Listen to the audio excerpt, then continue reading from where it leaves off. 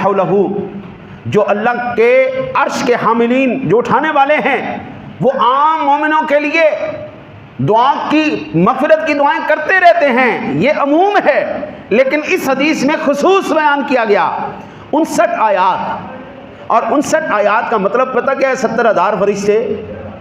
इसका मतलब है फ़ी आया मुबारका तिलावत करने के बदले में 1186.44 फरिश्ते आपके लिए मग़फ़िरत की दुआ करते हैं।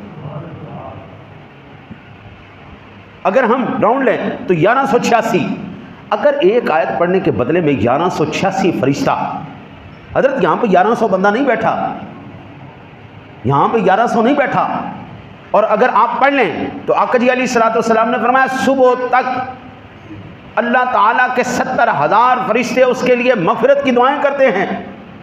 70,000 फरिश्ते